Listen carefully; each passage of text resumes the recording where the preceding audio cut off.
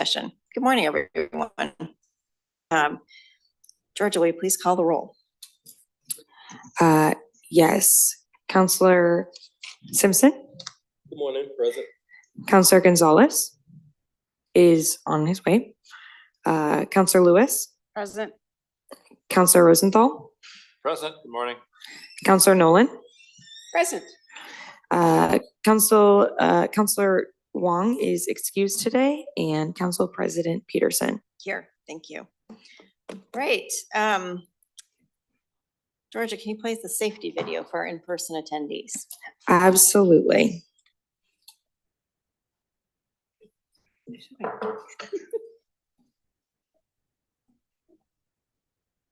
Georgia, can you play the safety video for our in-person attendees? Absolutely. I'm Jason, and I'm an event production manager. Here at the Portland 5 Centers for the Arts, safety is our #1 priority, not only for our guests, but for our staff members. Georgia, can you play I'm at the Portland 5 Centers for the Arts, and you're at the Metro Regional Center. Absolutely. The council chambers are located on the third floor. I'm Jason, and I'm an event in the event of a fire or fire manager. Here at the Portland 5 Centers for the Arts, safety is our #1 priority, not only for our guests, but for our staff members. Exit through the main entrance. I'm at the Portland 5 Centers for the Arts, and gather in the Metro Regional Center. Absolutely. The council chambers are located on the I'm third Jason, floor. I'm an event in the event of a fire. Your thoughts are taking over. Well, Okay, council, we're just gonna take a minute and see how the audio visual works. Audio visual check. yeah, That was That was really coolest thing scary. ever. okay. And I hope we get a recording of Georgia saying absolutely Over and over again. over and Yeah. over and over It was again. like a discotheque. Audio visual check. Outside that entrance. In the event of a medical or That fire was really emergency, scary. please call Okay. Discotheque. 911 and Get a notify the security recording of agent at the Georgia reception saying desk. Absolutely. The nearest Over and defibrillator over is mounted again. on the Over steps and leading over from the again. reception desk. In the They got event it. of an emergency, everyone, That way. please go out the door, down the stairway, Dozen times. out to the plaza. No, the plaza's under construction, out to the Grand Avenue. And the defibrillator is located on that stairway down to Grand Avenue. I think I got it all. Thank Okay, you. thank you. And again, the holiday song will now be called Absolutely. We will go on to our first presentation for work session of the 2024 Urban Growth Management Council Direction to Staff. Over the last 2 weeks, we heard public testimony about the Chief Operating Officer recommendation, as well as feedback from Metro's engagement committees, the Metro Policy Advisory Committee, and the Committee on Racial Equity. Impact and CORE each commented on the COO proposal, and CORE also provided feedback on the urban growth management process broadly. Today, our discussion is an opportunity to consider and respond to these recommendations and for council to provide direction to staff for next steps of the decision-making process. We have Catherine Charlo, Planning Director, and Ted Reed, Principal Regional Planner. Thanks for being here. Thank you, Council President Peterson, members of the council. We really appreciate being here to talk to you about this recommendation and this step today. As Council President Peterson said, the purpose of today's work session is for you to give our staff team direction as we move toward a decision by the end of the year about whether to bring the proposed Sherwood West expansion area into the urban growth boundary. Next slide, please. As you remember, earlier this fall, we brought to you the COO staff recommendation around the Sherwood request to bring Sherwood West into the UGB. I'm just going to actually read what's on the screen there, since that is what we're asking you about very specifically. The recommendation from the COO and staff was to expand the UGB to include the Sherwood West Urban Reserve based on a regional need for land for housing and industrial development. It was also included in that COO staff recommendation direction to staff. Actually, what it said at that time was consider conditions of approval that clarify city commitments and address regional values. Since that time, next slide, please, staff had taken that initial recommendation from the COO and been working on our side on what those conditions might look like. And we had a work session with you all and asked you that same question about the recommendation. You gave sort of high level indications that you were moving toward approval of the recommendation to expand, but that you would like more information about conditions and you would like staff to flesh out some of those conditions. And you identified the topic areas that are on the screen. So in that work session, you talked about number of housing units, you talked about housing affordability, you talked about protection for large industrial sites to grow the region's high-tech manufacturing sector. You talked about broad-based community engagement, and you talked about tribal consultation.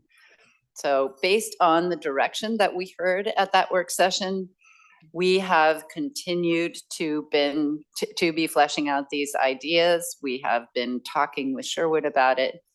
And we have been working within the clear direction that we heard at that time, that these conditions would hold Sherwood accountable to what is in their concept plan. Next slide, please. Before we get to the discussion, we did want to have a opportunity for Ted Reed to share a little bit of information with you about the forecast that underlies the needs analysis. There were questions raised about that forecast, in particular by MPAC's recommendation last week. So Ted has a little bit more information about that. And then we will review the schedule and give you all an opportunity to talk about those areas of condition. So Ted, I'm going to turn it over to you. Thank you, Council President Peterson. Councilors, as Catherine mentioned, we've heard throughout this process a desire to have optimism about the future in the region. And that was, of course, part of MPAC's thinking around their recommendations. I believe that desire for optimism, seeing a light at the end of the tunnel. So I wanted to describe some of the ways that we as staff do see that optimism in the work that we've completed in this process. Catherine mentioned the regional forecast, and we've talked before about how birth rates have gone down and that the main source of population growth going forward is migration. Our optimistic sense is that despite recent population losses, the quality of life that our region enjoys is going to continue to attract people to this region in the long term, that we're going to return to that long-term growth through migration because of that attractiveness. And we also believe that adding Sherwood West provides an opportunity to attract more of the regional growth than we may otherwise, growth that may go to neighboring cities around the region, such as Newburgh or Vancouver. So there's an opportunity there. We also want to emphasize that in our analysis on the employment side, we see that empty offices today won't remain empty in the long term, that we think those will fill up again as businesses return to our downtowns and main streets. And along those same lines, we have a lot of optimism about the potential for redevelopment and infill in our existing urban areas. So that is the main source of growth capacity for our region, has been for some years now. And we think that revitalization of underutilized properties is going to continue in the future, both through development of apartments, but also middle housing, which is newly allowed in many of our existing neighborhoods. Lastly, I'll touch on the CHIPS Act. We've incorporated the CHIPS Act into our employment forecast. It leads to an increase in high-tech manufacturing growth beyond what we would otherwise forecast. So there's optimism there about that potential for the region's high-tech cluster, which is a traded sector and contributes to the wealth of the region. We are also folding in the work of the statewide semiconductor task force into our work. You'll recall that they found a need for additional large sites for high-tech manufacturing. We've accepted that analysis and folded it into the COO recommendations. So really, that's what we want to emphasize is I think there's been a desire for the optimism, and we wanted to really highlight those points where we've incorporated that into our work. Thank you, Ted. And just as a reminder, the specific request from MPAC was to go with a higher forecast than the baseline or middle range forecast that we presented as part of the COO staff recommendation. Also, you should know that in addition to hearing some different opinions from you all at the last work session about whether the high forecast or the low forecast or the middle or baseline made the most sense, we have gotten input from other parties, including the state, which through the Department of Land Conservation and Development has encouraged us not to go beyond the assumptions that Ted described there.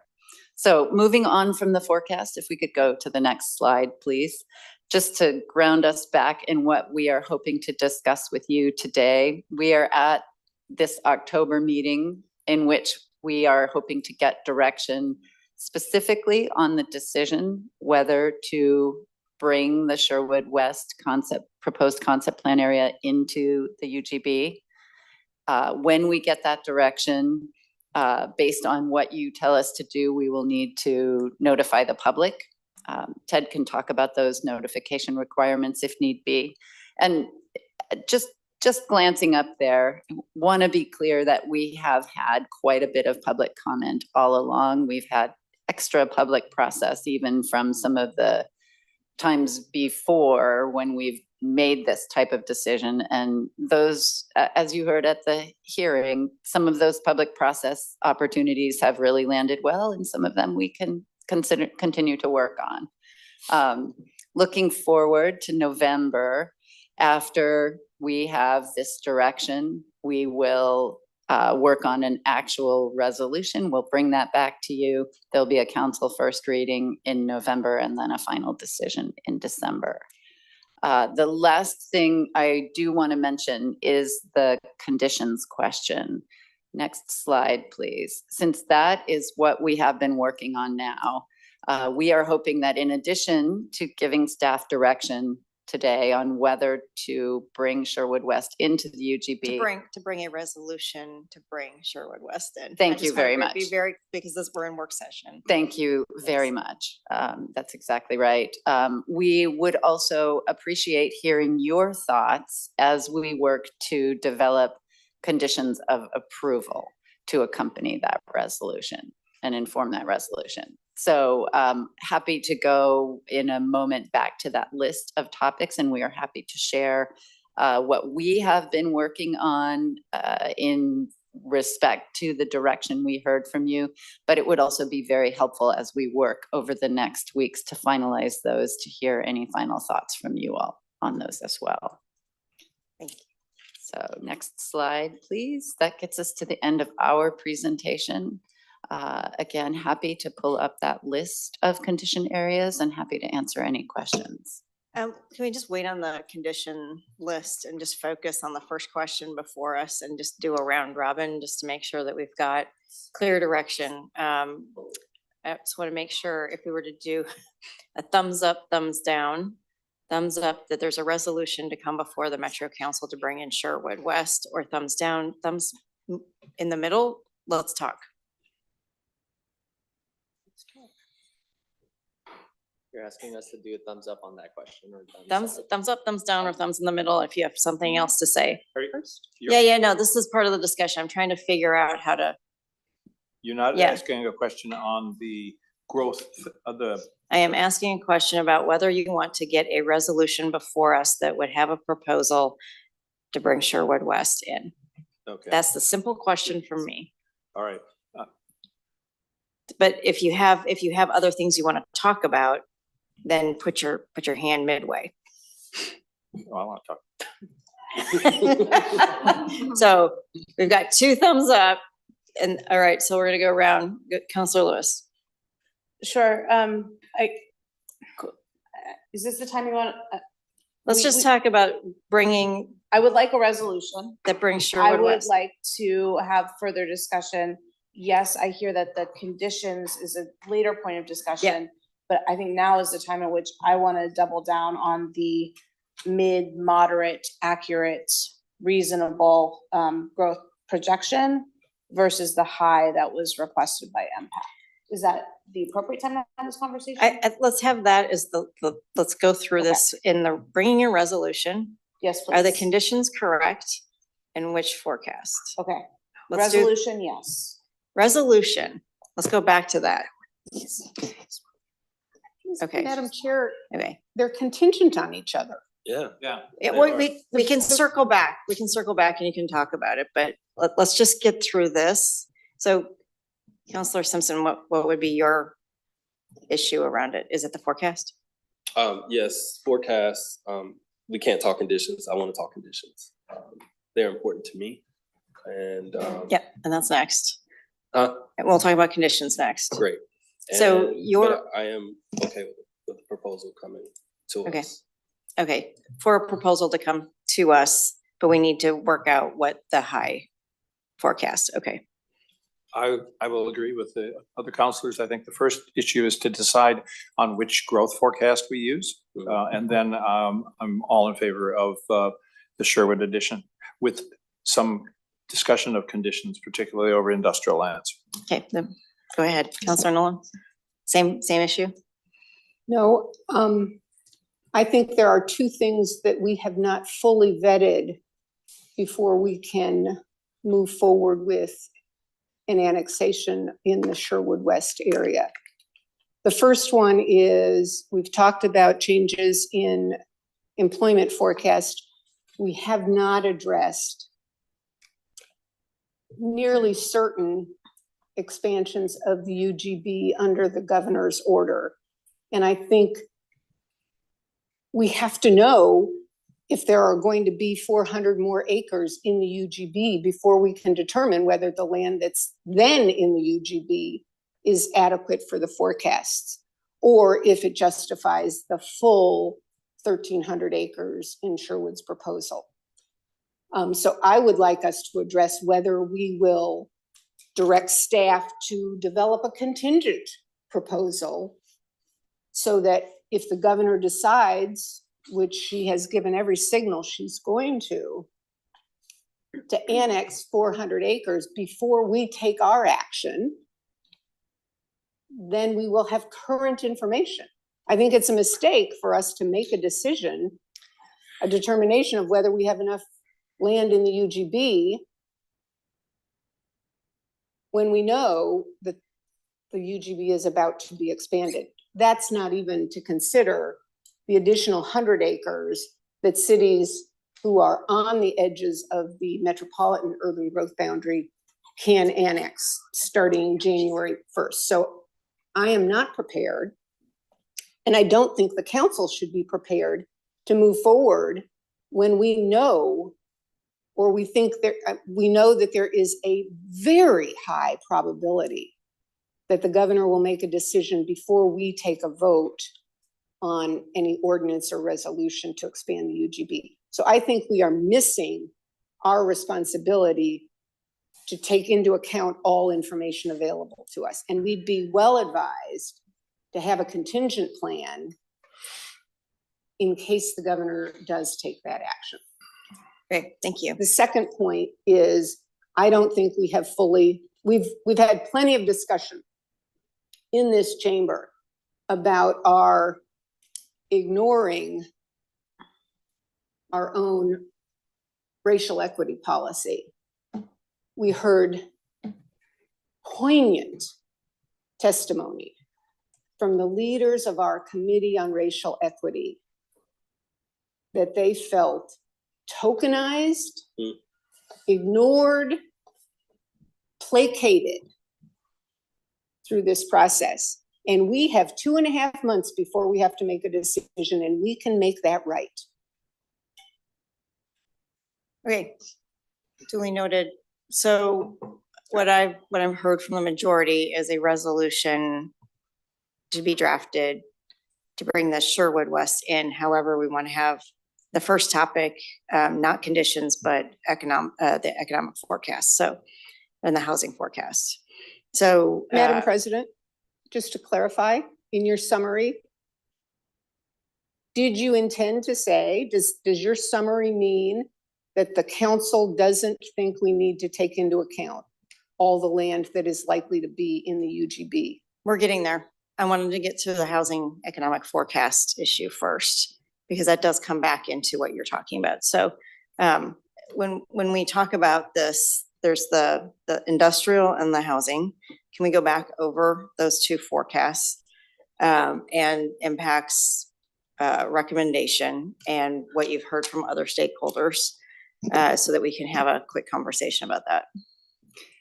Thank you, Council President. I'm going to turn it over to Ted to walk us through those two forecasts. Before I do that, I want a point of clarification, which our attorney pointed out to me. We should be talking about an ordinance, not a resolution. Okay, My that's what I apologies for thought, putting but the wrong You thing on said the table. Yeah, resolution, so I was just like, yeah, no, okay. thank you. I didn't want to get interrupt with that, but now I'm going to turn it over to Ted to talk about those forecast questions that you have, and then please let us know if we need to add more. So thank you for the questions. The Chief Operating Officer staff recommendations that we've advanced to you all, implicit in those are some of the assumptions that I mentioned earlier about our middle range forecast, the most likely forecast, which contains in it some optimism about the future and the kind of migration growth we might see. Did you want me to touch on SB4 at all in some of those questions? Before we get into the industrial, can you just talk about the housing? Because Sure. what would it mean? Mhm. I think we need to understand what would it mean if the higher forecast Sure. was adopted. The Because that means that. Okay. Go ahead. The draft urban growth report did have an analysis of the middle of the range as well as a low and a high. Under that high growth forecast, you'll recall we had some scenarios that bundled the forecast with some other assumptions about the housing mix that we might see that going along with that. Under the high growth forecast, the assumption was that high growth would come from more migration into the region. And historically, migration comes from younger people. That's very typical. The age, basically up to age 24 is the most likely age group to migrate. We can all understand that because we may be just starting our careers at that point. So most likely to migrate at that life stage, and at that life stage, you're less likely to have the financial wherewithal to buy a home. And so bundled with that high growth forecast was an assumption that a lot of the housing mix would skew towards apartments because so much of that growth would come from younger households seeking rental opportunities. So in that scenario that we put together, there is no need or no deficit, I should say, for single family housing as planned in Sherwood West. What we did identify in that analysis was a need for more apartments. So I think there's a question there. If the council did go with impact's recommendation for the high growth forecast, how does that then relate to the proposal as planned by Sherwood? And we would need to go back and do some additional analysis to understand that. All right, thank you. Let's just stay with the housing for a minute. On the housing side of things, what are people thinking around I'm going to call it the medium, even though it was called the baseline in the report. The medium's forecast for housing. How are we feeling about keeping that out of the COO recommendation? What are you looking for? Thumbs up? Looking for a head nod? Head nods, up, thumbs up, thumbs sideways. Good question. Counselor Gonzalez? Yeah, thanks, President Peterson. My understanding was that we couldn't separate the housing and the industrial land forecast. That it was just one forecast that impacted the entire report. That would be staff's recommendation, Counselor, that you think of those together, because of course you have to have workers to have job growth, and workers are one and the same as residents. Okay. And I think they have. Okay, May I ask a question? yes, please. As you know, the governor's proposal, which we think is pretty likely, is going to be industrial land. If we make reasonable assumptions on the kind of job density in those industrial lands, I'm assuming that it gets developed. How does that affect our population forecast and our housing need? Is that something that we can estimate at this point? Counselor, we don't have a lot of information at this point about the governor's potential executive action and what it might result in terms of jobs. I think it would be outside of the forecast, though. This is one of those instances where it's a very specific opportunity, a good opportunity for the region that we can't forecast just because of the level of specificity around it. Okay.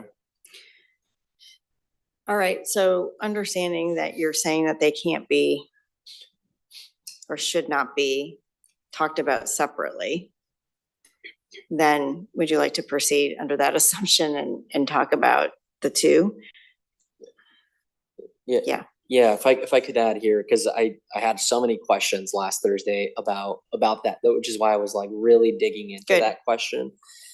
And so I think also with the level of conversations that I've been able to have with folks around the region around this issue is like also maybe a misunderstanding about what the medium growth forecast includes, which does forecast us building tens of thousands of units of single family in previous expansions in current areas in the UGB, as well as tens of thousands of units. So can you talk about kind of what that, because my understanding is that the medium growth forecast is anticipating to address the shortage that we have in terms of total number of units over, I think, close to 200,000. I think I understood from, and I'm using numbers here and I don't want to use the wrong ones because you're the ones that have the right numbers. So I think there's a misunderstanding that even I had until I started asking even some of those deeper questions about the medium growth does not assume status quo. It's still being quite ambitious with that. And I think when we talk about, oh, well, a high growth means more people want to be in apartment. I think it's like not adding up. I think it is the assumption of going to high growth assumes that there's much more density going in dense areas already, in addition to the medium growth, which includes tens of thousands of units of single family homes and other homes as well. So can you talk to us about that and how far off the mark am I? Because I'm introducing new information at this hour, maybe depending on how other folks understand it. Counselor, you've got it right. I mean, most of the growth, the vast majority of the growth that we expect over the next 20 years is going to happen in existing communities, existing downtowns, main streets, through intensification of use of underutilized properties, vacant lots, buildings that have been vacant for years. That's where we expect most growth to happen. I think, it's sort of natural that when we talk about an expansion area, that the focus then shifts to that and the housing mix you're going to get there. But you're absolutely correct that bigger picture, we're expecting tens of thousands of more households in our existing urban growth boundary. Yeah. Okay. Well, again, I was just asking that question to just trying to kind of ground I feel like there's this thing about the medium versus high, which is like, no one strives to be like, hey, I want to be average, right? I want to be baseline. I want to, people are generally thinking, I want to aim high and I want a region to aim high.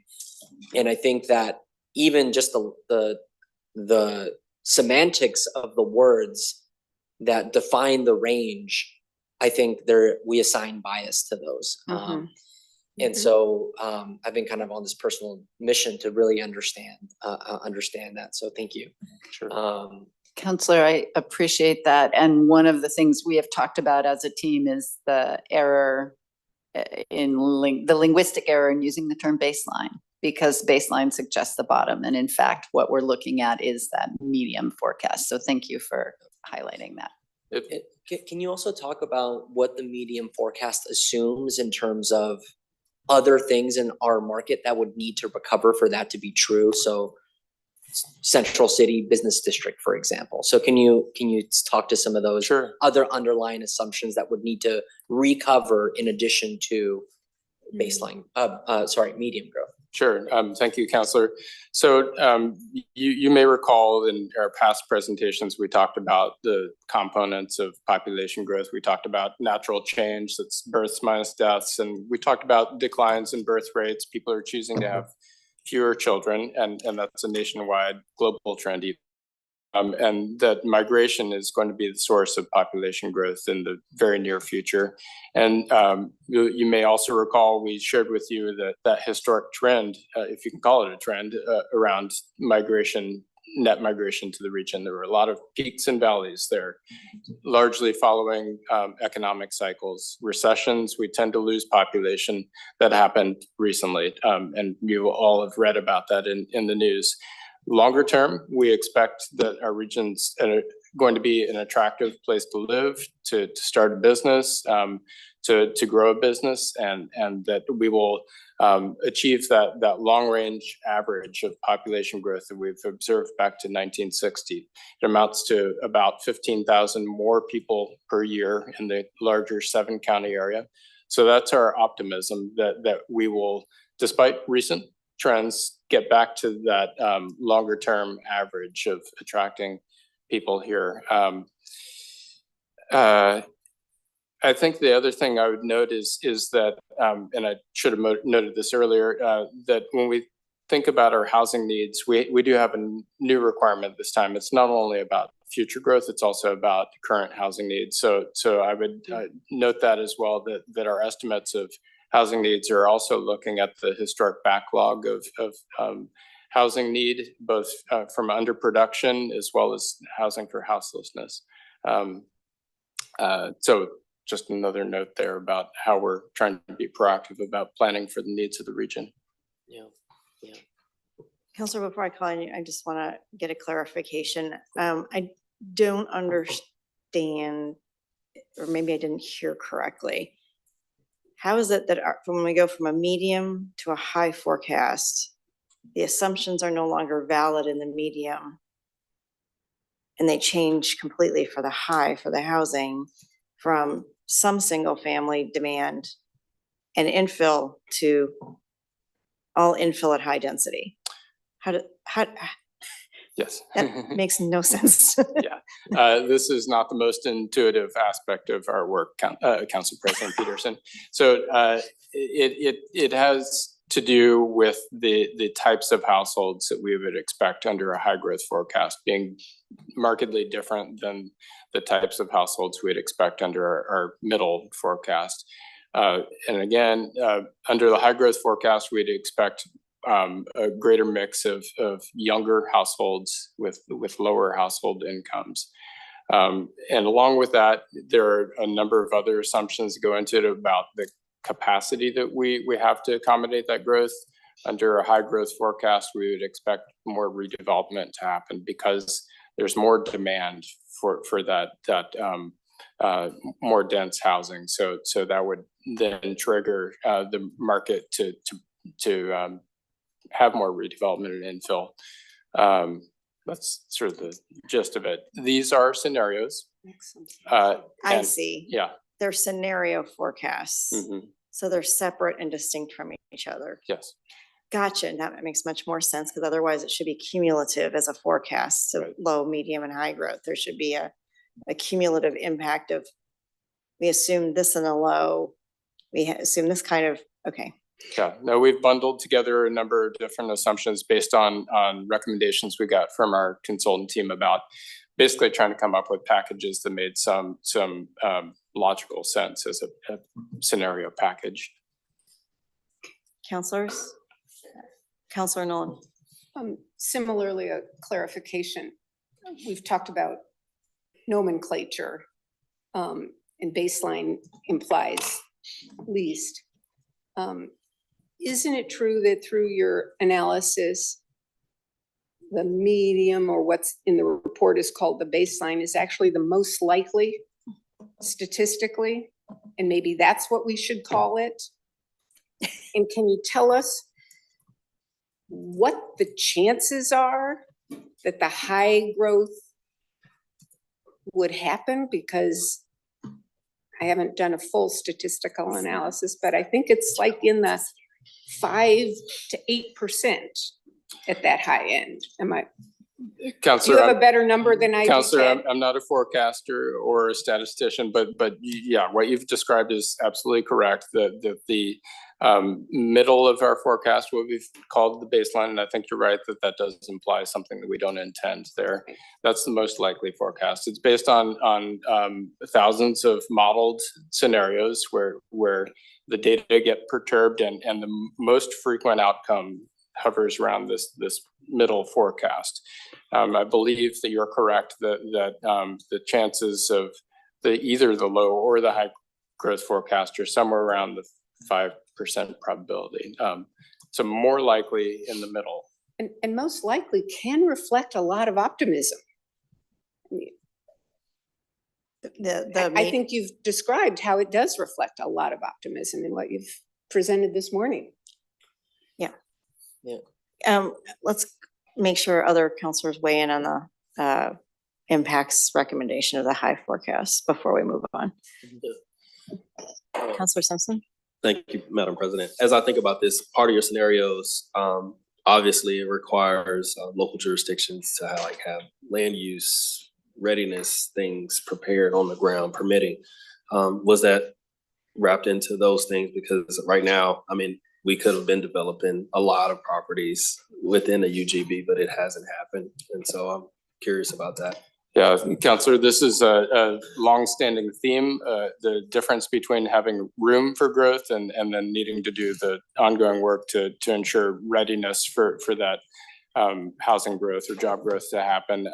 I think there's some future opportunities to talk more about that. We do have a new requirement under state law to put together a housing coordination strategy in the next year that will be the council will consider for adoption. We're just getting going on scoping that, but it's an opportunity to talk about the collective actions to move from a capacity discussion to more of a production discussion. How do you activate that land to create the housing that's needed? And as part of that strategy or strategic plan, is it that we become more proactive in working with said jurisdictions around looking at some of the barriers behind development and or helping them remove them or work them out with them? Is that part of it? Exactly, yeah. Yeah, that's what I would love to see. Okay, Counselor Lewis? Sure, thank you. In looking at our growth forecast that we adopt, it obviously has immediate implications in decisions around the urban growth boundary. But does it not also spill over to other public services like schools and other public services as they plot their trajectories? Counselor, there are other entities that use our forecast. So most directly, I'd say that many cities historically have relied on our forecast for doing their own housing needs analyses and economic opportunities analyses. Some of that is changing a little bit with a new role for the state in setting housing targets. The other thing, but I would note that the state is going to be referring to Metro's forecast as they set those targets. The other direct impact is that the forecast that the council adopts in this decision gets used for the regional transportation plan next go around for all of that modeling. It's the assumption going into that work. Great, thank you. I think for those reasons, it's really important that we take our job of finding the forecast that's most likely to be our future and not one that we might hope could be our future.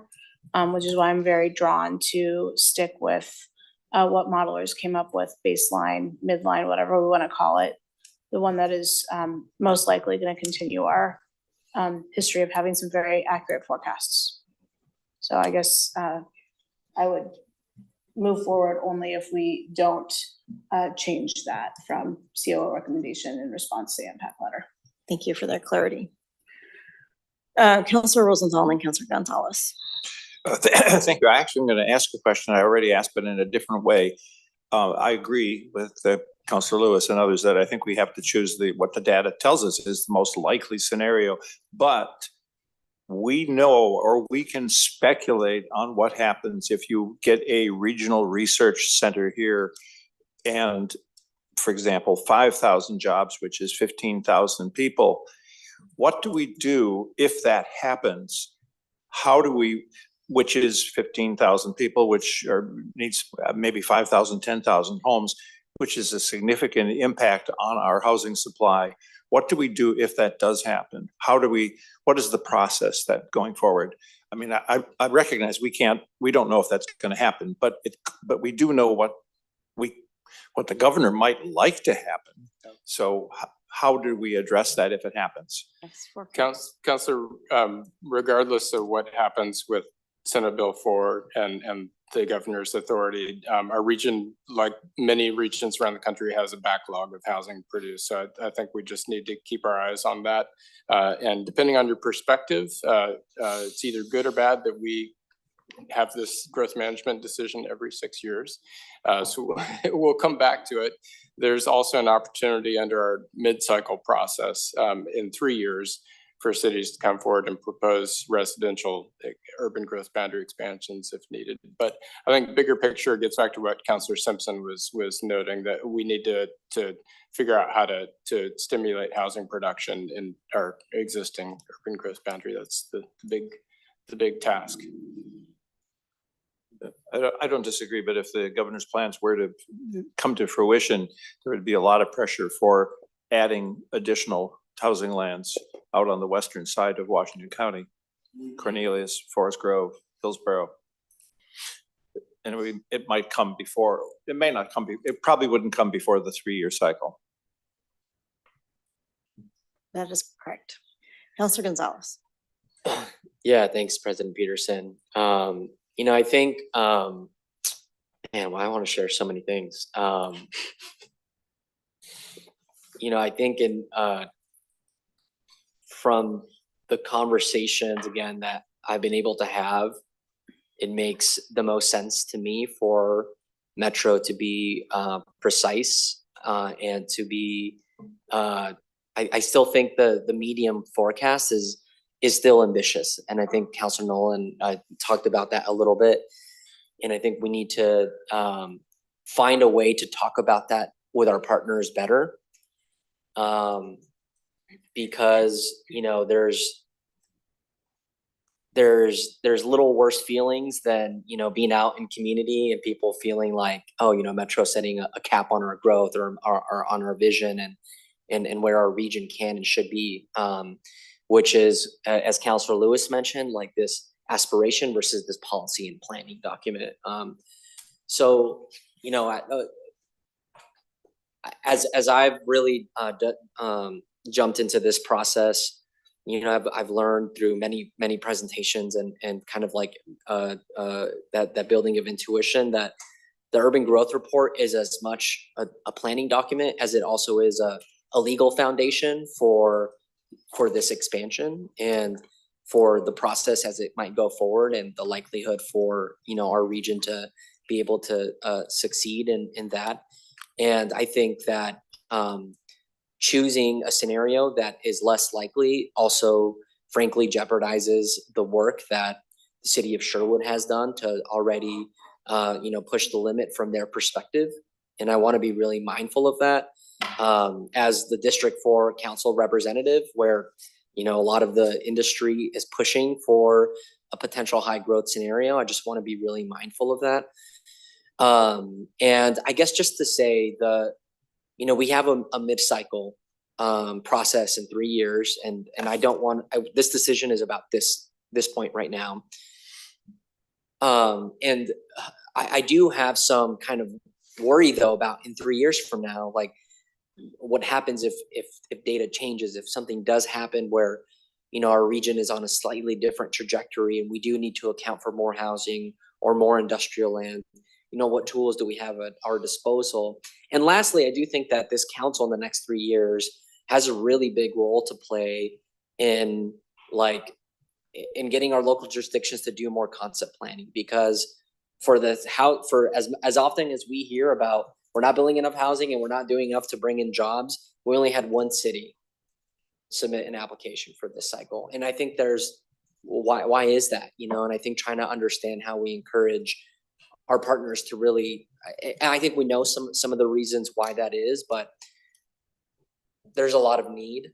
And as much as it is Metro's responsibility to do that forecast and that planning, I think is working with our partners to really do the hard work of the concept plan, to go through the process, to do the comprehensive planning, and then the very hard work of actually getting, you know, things built.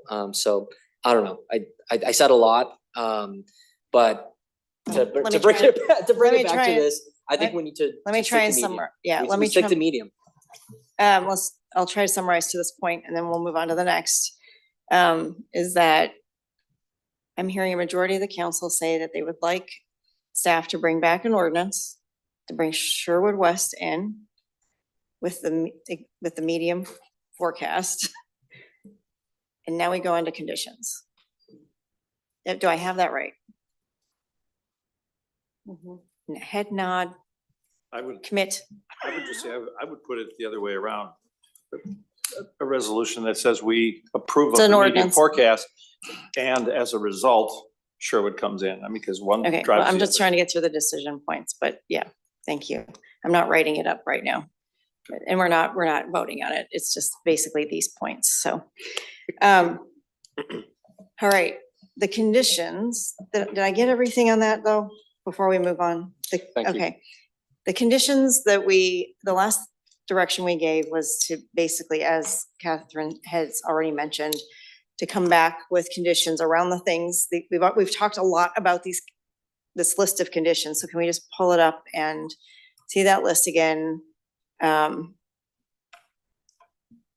make sure that these are the things that we want to see the conditions on.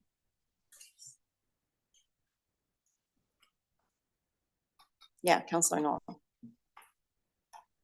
Counselor Nolan. Thank you, Madam Chair. Number of housing units is still pretty vague.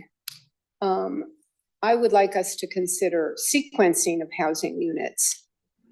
The biggest need in the entire region, and therefore the justification for adding acreage to the urban growth boundary, is affordable housing. Not necessarily government subsidized housing, but housing that's affordable to median income families. And there have been there are precedents for requiring that affordable or workforce housing be built before executive housing, for lack of a better term. And I would like us to include that in this as well. Is there anybody who wants to also add that in? If someone could, if that could be re-summarized, I think, or just re-expressed what the I think what the condition would be. the condition that it comes in if affordable housing is considered first, Built first. built first. But you don't get to just cream the crop. You have to do your part of meeting regional need to house the workforce that's gonna come in and work in your high-tech fab shops in your employment area. And what's the precedent that you're citing? I'll have to look that up, but cities have used it in their urban growth boundaries. Cities have used it in zoning decisions. I suppose our land use experts know, but if you'd like particular cases cited, this is practiced in Oregon. We may look to the city of Bend with some of their recent expansions. I know that they've used a process that allowed them to expand their urban growth boundary with special circumstances on the condition that there was going to be more affordable housing. I'm not an expert in what they've done, however, but we can look into that. Was that an annexation or an urban growth boundary? I believe it was urban growth boundary, but again, I'd have to look into it. My point, Madam Chair, is we know that the most critical housing gap in the entire region including in Washington County, is for housing that's affordable to median income, working families. And there's plenty of history of promises of building affordable housing, as it's commonly used, not meaning subsidized, only to have that affordable housing never be built because we build the most profitable stuff first.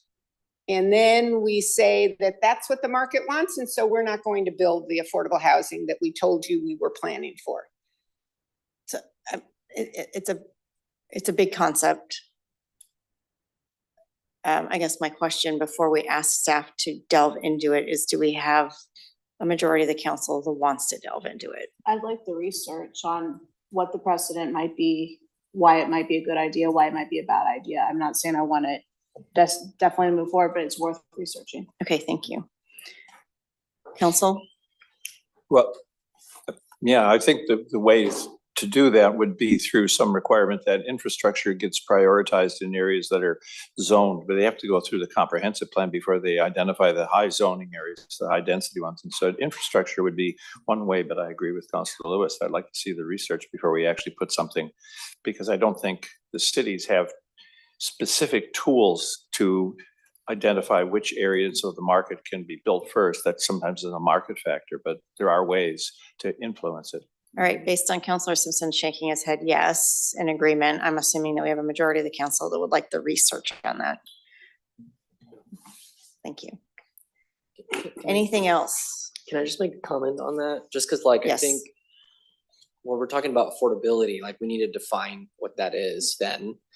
And I think I'm also just really cognizant of adding an unfunded mandate to this that would be concerning.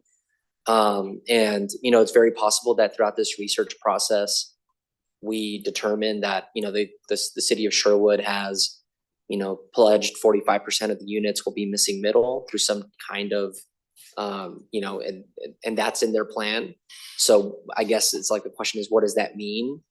And I also, with the leadership that they've demonstrated and what we've heard from MPAC and what I'm definitely hearing from Washington County cities is does Metro trust cities to do what they say they can do? And that's what it's coming down to me. And do we trust the city of Sherwood? Do we trust our cities in the region to step up and build the housing stock, the diverse stock that they've said they're going to build? That's where this question to me is coming up. I'm just going to round this out, and we're moving forward on the research. We'll come back and have a conversation. We got to finish this up, and we have a guest speaker. If we can hold off, Councilor Nolan. I guess I'm in agreement with Councilor Gonzalez. I don't actually think that the market would actually bear the affordable housing first. It would have to be in conjunction. I don't know if any of the cities can afford to actually go forward and do that first without having the full impact of all of the growth in order to be able to get the SDCs. I don't know if it's realistic. In terms of being a city right now, you have no money to get any of this done, barely going to be able to do it. And sure, they have to prove that they're going to do it.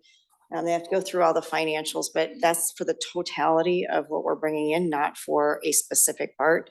And if they do have a bunch of missing middle, but it's based on the bill, which means it's the possibility of duplexes or ADUs, and we don't know when that's going to happen or how that's going to happen. So I think the unpredictability of it, I would like to keep this very clear, very stable, so that the market can get it done in the time frame we've set out. Otherwise, we have unintentionally created another Damascus scenario where there's not able to build out because of the market conditions. So I don't particularly want to go down that lane, but I am interested in finding out what you find out. So, all right. So anything else for conditions of approval that we have not touched on for the last 3 times we've talked about this?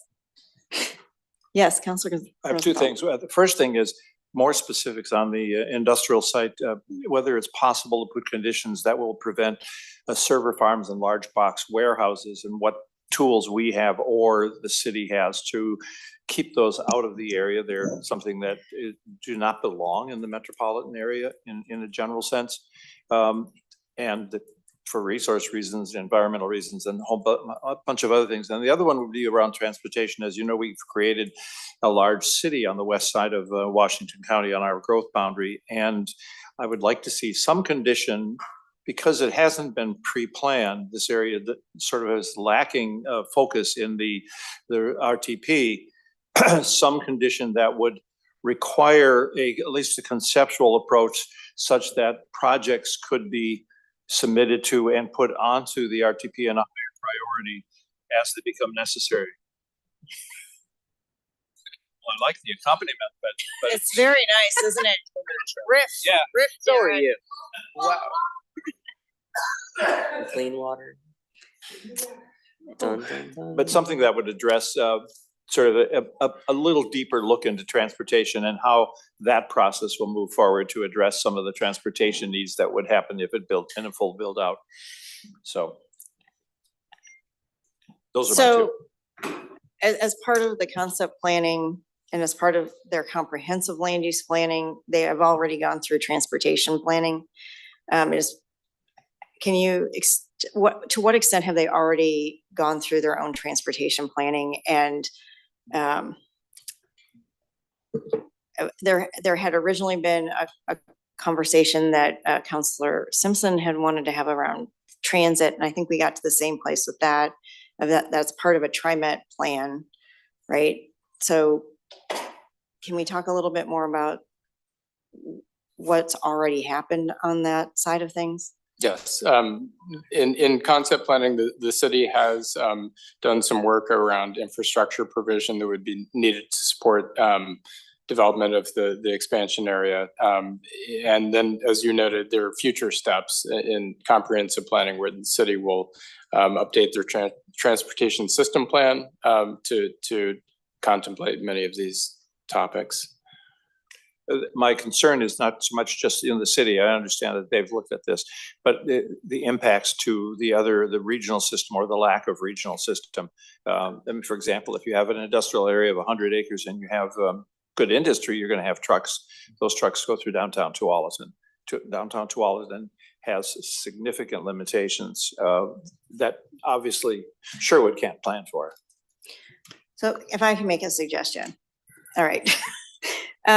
All through this process, we have had a bunch of lessons learned, right? In 2018 was the first time we had brought in lands and done the conditions of approval in the way that they had been done.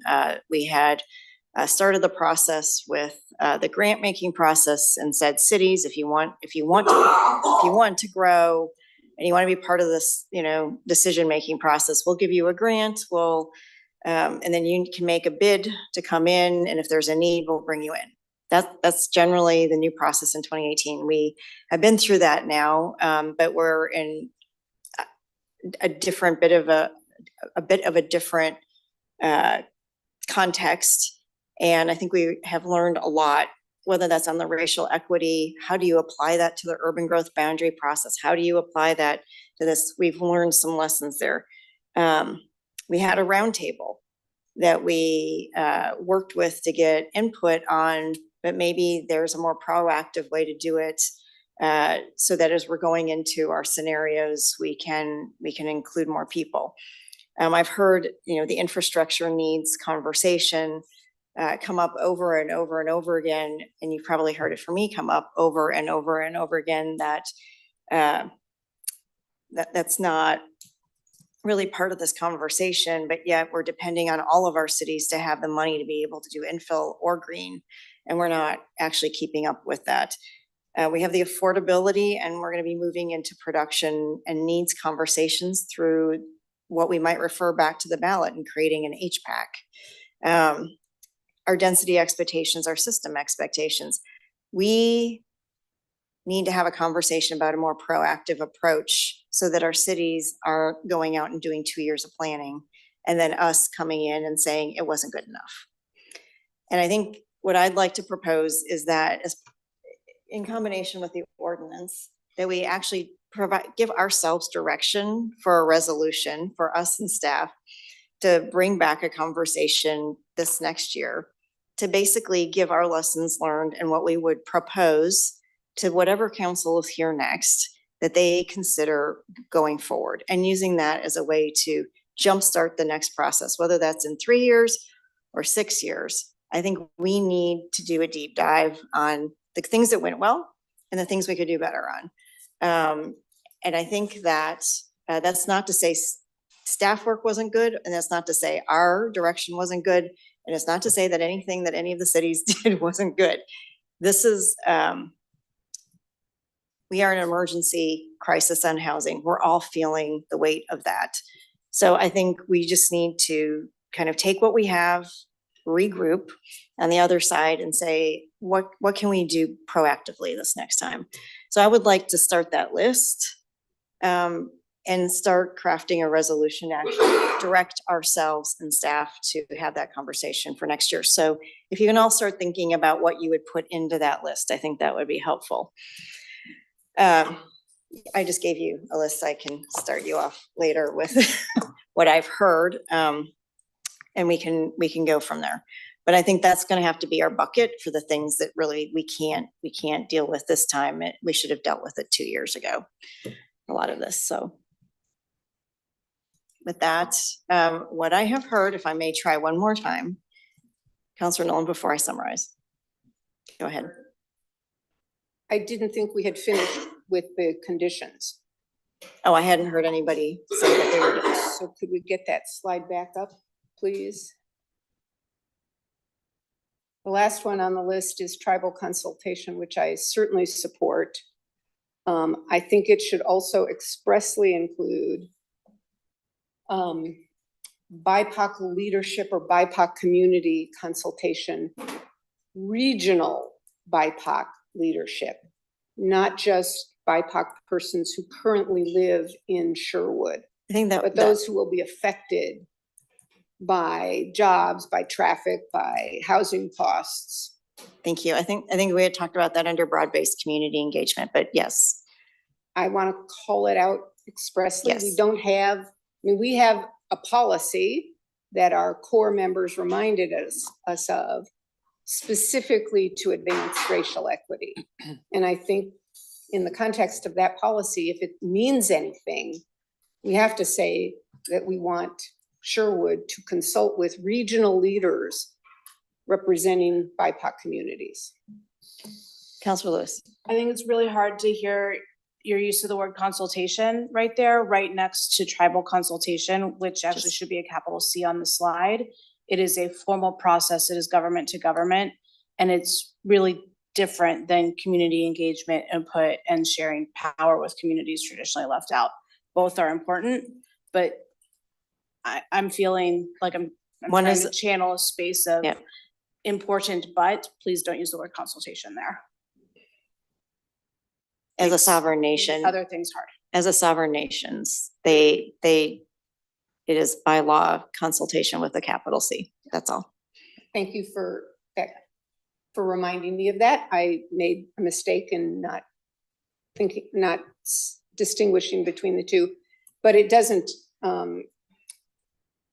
compromise my point. I think we ought to have an additional bullet point, which is engagement with regional BIPOC leaders.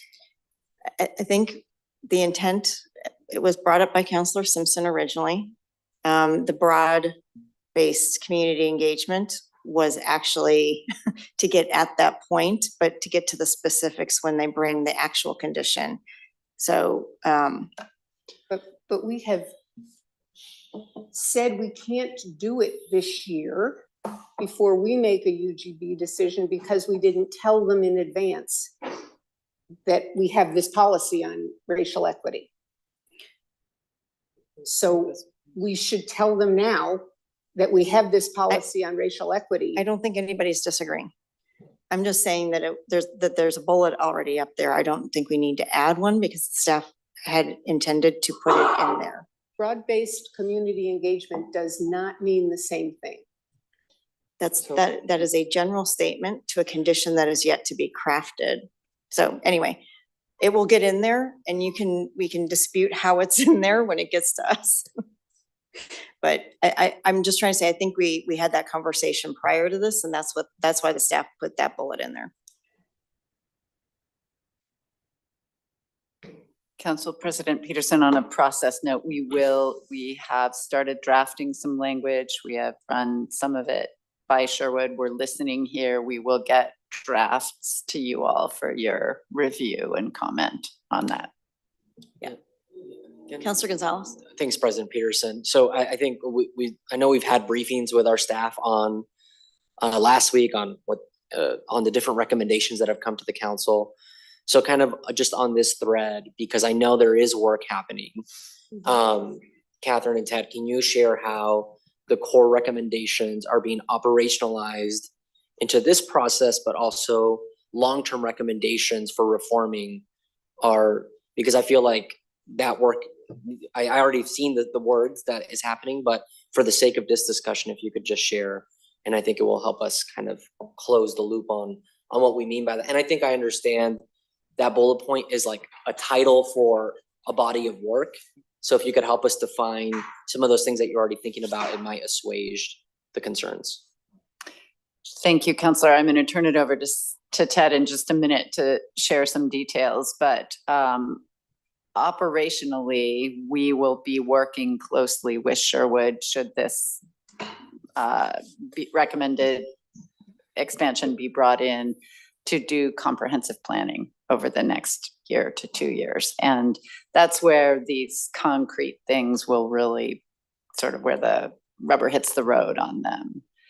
We have been in back and forth conversation between some of you and using the information you gave us at the last work session. We've been talking with folks at Sherwood. We have not gotten strong pushback to either the engagement or the tribal consultation requirement. We've started to flesh out specifics. We'll definitely share those specifics with you. We'll add specifics if we need to based on this conversation, but what we have heard from Sherwood on those two is, yeah, that makes sense to us. Similarly, the industrial sites, we have heard very clearly that there's a shared desire to protect those as sites that can be large employment sites for semiconductor or related industries, and have not heard objection to that too.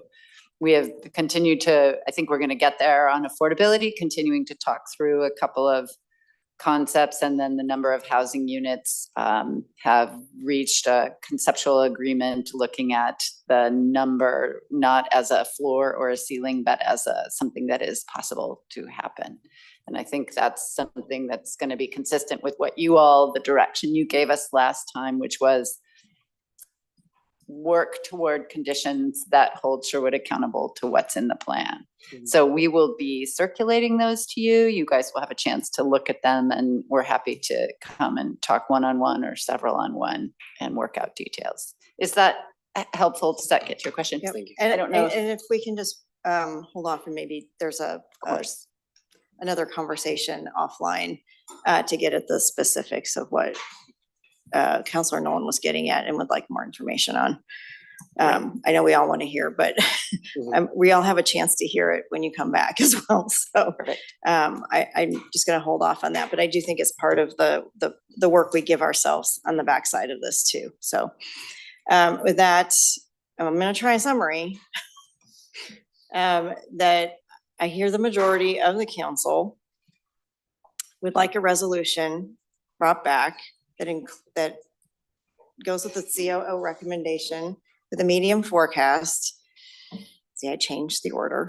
The medium forecast and the Sherwood West expansion with the conditions that you have listed here, and the additional research on affordable housing as a priority. How to prioritize denser housing, lower cost housing. With the research, we're not actually doing a specific condition of approval because there is not enough interest on the council to put it on as a condition yet, but we are doing the research on just generically affordable housing, and then we'll have to have a conversation about what that looked like in Bend, what that looked like other places, and what that means to us. And if it's something we want to do. That's the direction coming back. I have to reemphasize one thing, which I mentioned about transportation. Sherwood is in Sherwood's behalf. They have been quite adamant for a long time in wanting to elevate some of the regional concerns of transportation and transit in their area where they feel sadly neglected, particularly Highway 99, but also Tualatin and Sherwood Highway. So I just want to ask you to look at the options of supporting their concerns in that regard. All right, to the actual thing that I am looking for head nods on. Is that correct? I believe so, from my vantage point. Counselor Rosenthal? Okay, Yes, and don't want to extend this conversation, but there's potentially one more item, but I'll let Counselor Nolan and then maybe we can revisit it. Counselor Nolan? I think it's premature. I Okay. don't think we've got the research done, so I can't say whether I agree with the conclusion. Okay, understand.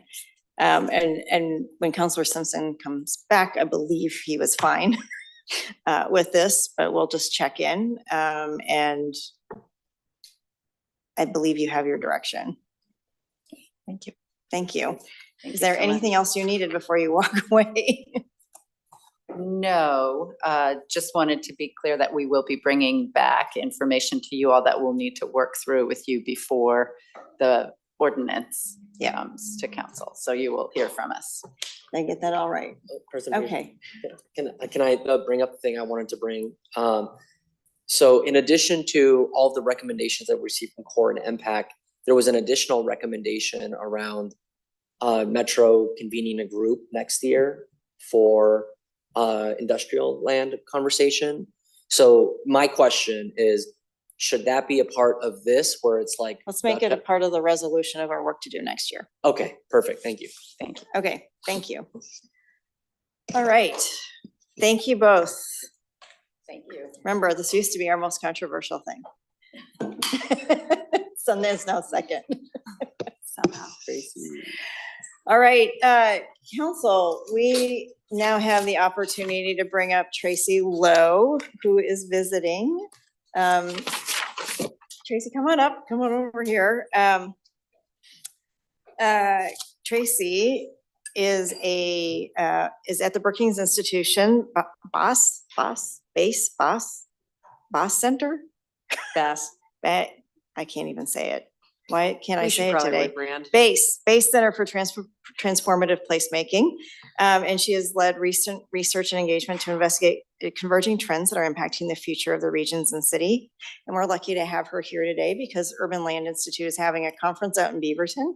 And you were able to come in last night and do your presentation and get over here in time to be part of a conversation. And I don't know if you caught any of what we were talking about prior, but we're in the middle of an urban growth boundary expansion discussion and an affordable housing crisis and all things major metropolitan issues before us. So we're just glad to have you here. And oh, I also wanted to mention, I forgot because it's not on here, that both our Joint Policy Advisory Committee on Transportation's not retreat, but visit to DC you spoke at, and the Seattle Portland Chamber visit to DC, and they were both very appreciative of the comments that you made, and so we're really glad to have you back. It's a pleasure to be here. Thank you so much for having me. So you've got a presentation? Yeah. I don't know that I need to like PowerPoint everyone to death, and I also like or should I just say next slide? Okay. All right. So, but before we jump into this deck, let me just frame up top. So I'm out here in Portland this time, hanging out with the friends at ULI because myself and my team at Brookings Metro just finished a big report that was a super open-ended, both qualitative and quantitative kind of dive into what the impacts of the pandemic have been on cities and regions, to basically listen to, you know, local leaders about what they've been going through across sectors in the past few years, identify emerging themes, and then try to compile, you know, the best of the combination of, you know, wisdom and innovation that surfaced through these conversations. We did a project where we engaged with both public and private sector leaders from New York, Chicago, Philadelphia, and Seattle, trying to get at some of the issues that are uniquely impacting the bigger metro areas that have hub and spoke transit systems and whose housing affordability crises predate the pandemic. A lot of whom also have very high exposure to working from home as a sticky emerging trend. So for this project, we did about 100 interviews where we went to those 4 cities and talked to people, but then we also convened a little learning exchange where we had leaders like yourselves jump on Zoom and join us, where we could summarize for them what we were hearing from the interviews, what we were seeing in the data, and then get their reactions in order to try to get at some really nuanced issues around, like, we identified emerging themes around topics, but found that the bigger issue is that for any one given topic, there are widespread perceptions, and then there's also a complex reality. And those two things aren't always even overlapping at all. There isn't even like a center in the Venn diagram to act from. And so there's a need for this kind of ambidextrous leadership that addresses both perceptions and realities with the same amount of resources that have ever been available to do anything. So we wrote up a report sharing what we had learned. And so I'm out here in Portland just to share with anyone here who might be interested what we found out in this report. And these slides, we have 7 themes that emerged in the project and 7 sets of recommendations. In these slides, I'm only going to show 5 of them because I don't want to PowerPoint everyone to death. And it's just a lot. So I picked 5 that I hope will be of interest. But this is a very short deck that doesn't have all the graphs and the answers in it. And it would be equally informative for me to know what's on your minds. Everything about this project are things that we learned from talking to local leaders who are having to grapple with issues every day. And so it was super interesting just now listening to the conversation, and I'd love to sit in conversation with you about the issues that you're working on right now. But with that, let's jump in. Can we go to the first slide? Okay, so this is, what first interested me in doing a research project like this. Seeing a lot of headlines about what cities and regions are going through. And, some of these headlines even include like specific statistics, specific numbers like 65% or 12 billion. And I had some questions about what was underneath these numbers. And also sometimes the numbers seem so big and overwhelming. Reporters were also calling me about these headlines and asking, is there anything that can be done, or is this just too overwhelming?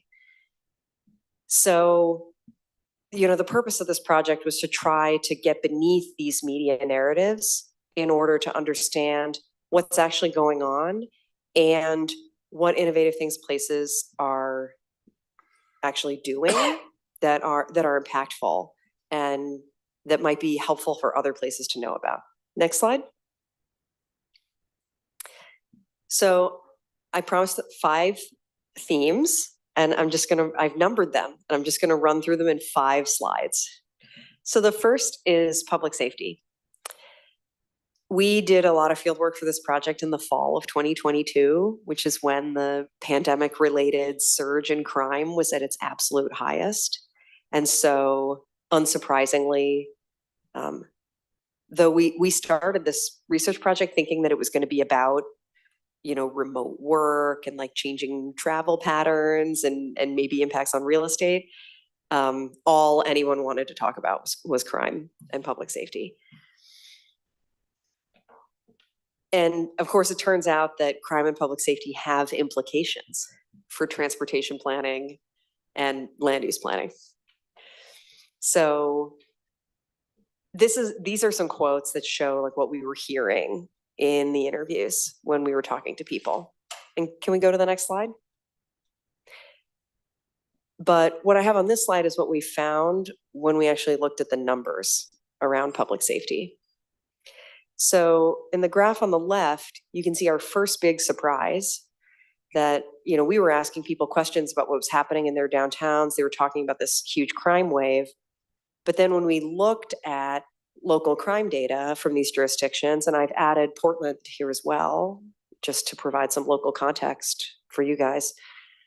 What we found is that in the 4 cities that we were originally sitting in conversation with, the vast majority of the increase in crime that was happening in those cities was actually happening outside of the downtown.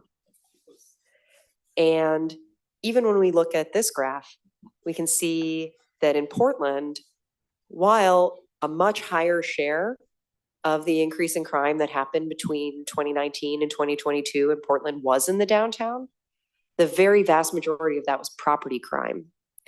And the increase in violent crime and violent crime generally remains concentrated outside of downtowns.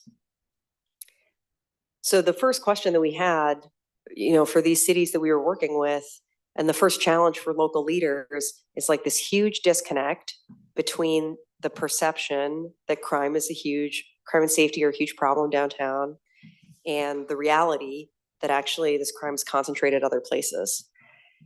And we were like, why is there such a huge disconnect?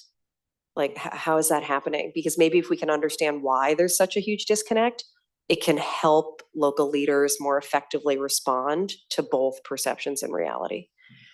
So the graph on the right is our attempt to come up with an explanation for what's been going on.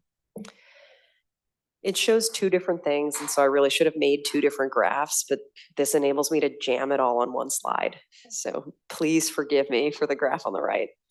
What the blue bar is showing is that between 2019 and 2022, there was a huge shift in terms of what kinds of crimes were happening in the category of violent crime. Across every city, but especially in Chicago and Philadelphia, there was a huge surge in the share of violent crime citywide that were murders that resulted in the death of at least one person. So in other words, even if the crime rate had been stable, this would have implied like fewer assaults and more murders, more homicides. So we think that's a part of why people are so much more frightened about crime right now. It's not just that there's more of it, it's that the crime is actually like substantively different from what was happening before. Because I don't know, it's probably not too controversial to say that like murder is scarier than assault. Not that assault is not also scary. So, clearly, a particularly dramatic trend in Chicago and Philadelphia, but a true trend in all 5 of these cities. And then the orange bar shows the change in the share of violent crimes that happen downtown.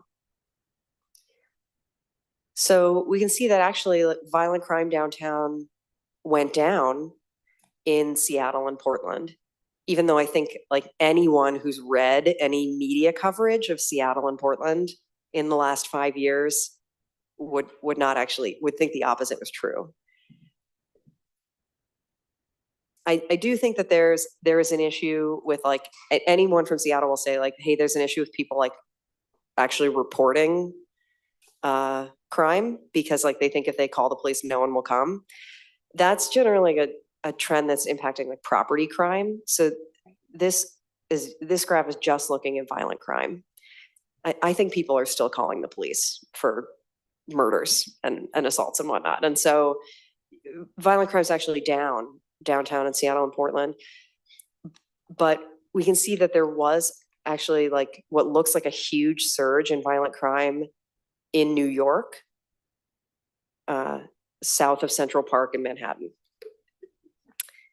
And that's actually where the people who write the headlines that I showed on the first slide all live. 22%, it sounds so big. But if we look at these two graphs together, you can see there was a 2 percentage point increase in violent crime downtown in New York. It went from 6% to 8%.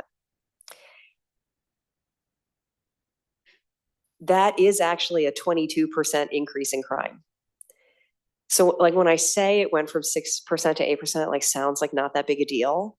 But if I say 22% increase, it sounds like some kind of insane wave has like swept over the island of Manhattan. So that's our explanation for how this big gulf between perception and reality has opened up around crime. But it's made it really different and difficult to figure out how to respond in this moment. It's a big challenge for local leaders. And so the recommendation that we came up with is like, you know, kind of common sense that like everyone deserves to be safe, but also to feel safe. We all want that. And so ambidextrous leadership in this case is providing reassurance and empathy to people who are grappling with new awareness and perception around crime, while at the same time directing finite crime fighting resources to the places that are most impacted by actual violent crime, right? Places where, like the quotes that I was showing on the previous slide, you know, those are quotes from people who are downtown stakeholders who are feeling a certain type of a way, maybe for the first time in 2022. But there's a need for these public safety resources in communities where people have felt that way for a long time and whose voices aren't amplified in the media and through public safety decision-making processes. So that's kind of where we arrived on crime. It's a really tough tightrope to walk. And, you know, there's the version that leaders of local jurisdictions who have to deal with. There's the transit system version. It's tough to get after both of these things at the same time with the same amount of resources. But that's the challenge. That's what has to be done. Next slide. Okay, we also heard a lot about converting offices into housing. And so I made a meme about it because I'm an elder millennial and this is the only way I really know how to communicate. So on the left, I'm showing the version of the meme that we kept hearing about in the headlines and the interviews. But this is a meme called Galaxy Brain that has 5 levels. You like start at the top and you work your way down through 5 levels of enlightenment. And on the left, I'm showing this is like the mythical version of the meme that we keep hearing about, which is that like no one's going to go to the office anymore. And so we can just convert it all into housing and that's going to solve all our problems. On the right, I've made the actual policy recommendation version of this meme, which is that cities have to remember that their core value proposition is still housing near jobs. That's why we have cities and regions, and that we can strengthen demand for offices by building housing. But we cannot strengthen the value proposition of cities by replacing jobs with housing. And that office conversions are definitely not going to solve the housing crisis. No one thing is, of course. And so we should see them just as one tool in a very large toolkit for how to revitalize cities. Next slide. We heard a lot about what's going on with transit systems. And I would imagine this has been a huge topic here in Portland. So what I'm showing on this graph here is just how much ridership recovery is varying across metropolitan areas in the US. And you can see Portland is like right in the middle of this pack.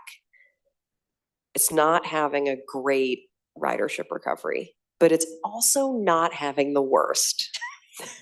That's normally where we're gonna fall. Yeah. So I tried to highlight Portland just to make this a little easier to read. Okay, so what's on this graph is like, keep in mind that if you're a transit system that only has one rider, then all you gotta do is get 2 people to ride and you doubled your ridership, right? So that's why there's 2 colors on this graph, right? Orange is low, regions that had pretty low ridership prior to the pandemic in terms of mode share. Okay, and so unsurprisingly, a lot of the strongest ridership recoveries are in places where there wasn't that much ridership to recover. But if we look at the blue bars, these are high ridership regions. And so I think it's really important to note the very large variation in ridership recovery, even just within the high ridership systems, right? Like LA is 13 points ahead of Portland. And